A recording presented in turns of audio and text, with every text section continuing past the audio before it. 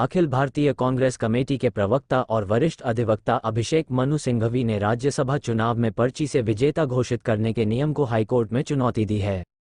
उन्होंने याचिका दायर करने के बाद पत्रकारों से बातचीत में कहा कि राज्यसभा चुनाव के दौरान एक समान मत पड़ने पर पर्ची जिस प्रत्याशी की निकलती है उसे हारा हुआ करार देना, ये धारणा कानूनी रूप से गलत है।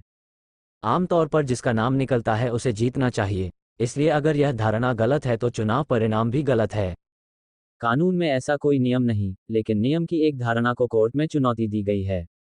उन्होंने कहा कि इस तरह की याचिका दायर करने के लिए याचक को खुद कोर्ट आना पड़ता है, ऐसा नियम है। अभिषेक मनु सिंघवी बीते दिनों हुए राज्यसभा चुनाव में कांग्रेस के प्रत्याशी रहे। इस चुनाव में भाजपा कांग्रेस के प्रत्याशी को बराबर मत पड़े थे।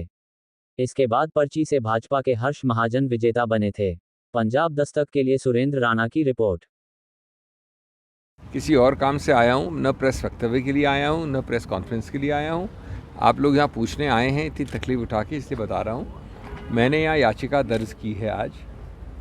वो चुनाव को चुनौती देने वाली याचिका है और उस याचिका में महत्वपूर्ण कानूनी मुद्दे उठाए गए हैं। माननीय उच्च न्यायालय अपने नियमों के अनुसार उस याचिका को देखेगा और उसके बाद उसमें अग्रिम आगे प्रक्रियाएं होंगी। चुनाव अब का खेल ख़त्म हो गया, चुनाव की बात ख़त्म हो गई। ये एक कानूनी प्रक्रिया है, इसमें कोई राजनीति नहीं होती है। और एक ऐसा थोड़ा सा विचित्र सा नियम है कि ऐसी याचिका दायर करने के लिए भी याचक को खुद पेश होना पड़ता है। आमतौर पे दायर करने के लिए खुद पेश होना आवश्यकता नहीं होती है, लेकिन चूंकि नियम ऐसा है इसलिए मैं आया हूँ, नहीं तो मैं आने का कोई शायद आवश्यकता भी नहीं होती इस वक्त। बाकी क्या होगा वो बाद की बात है, जब ये माननीय उच्च न्यायालय इसको देखेगा और इस पर एक्शन लेगा। सर, किस तरह की आई हैव याचिका का जो मूल स्रोत है, जो मूल उसमें ग्राउंड लिया गया है, वो संक्षेप में सिर्फ इतना है कि ये धारणा, ये प्रचलन या ये इंटरप्रिटेशन किसी नियम का जिसके अंतर्गत जिसका नाम अगर टाई में, अगर बराबरी में जिसका नाम निकले वो हार जाए, ये धारणा, ये प्रचलन, ये इंटरप्रिटेशन कानूनी रूप से गलत है।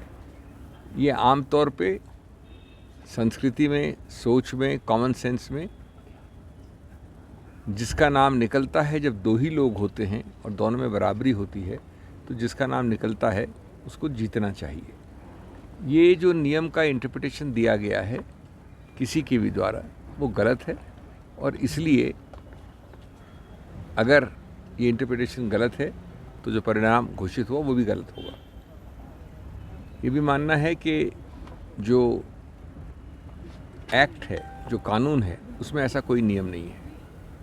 जो रूल है उसके नीचे, उसमें भी ऐसा कोई नियम नहीं है, लेकिन नियम का एक धारणा या एक इंटरप्रिटेशन दिया गया है, उसको चुनौती दी गई है। I have not come here for a press conference, I have not come here for dealing with the press. I happen to be here for a legal process.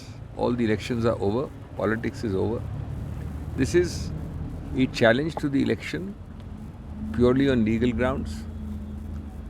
One of the main legal grounds is that there is nothing in law, neither in the act nor in the rules, which compels an interpretation, which requires that the person whose name is drawn up in a draw of lots is the loser.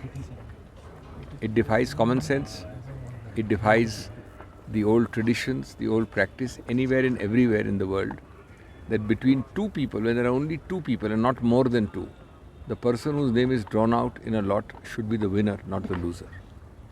If our contentions are accepted ultimately by the Honorable High Court, then the result declared would have to be declared to be wrong.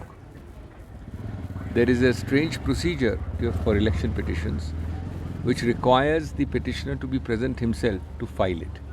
That is why you find me here today. That's about the long and short of it. I'm here only for a few hours. And having filed it, I shall be going back to Delhi, and then the legal process will take over.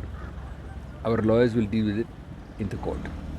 Thank you. Sir, जो आपके प्रस्तावक थे, अब मैं वो बातें अलग हो गई, ख़त्म हो गई।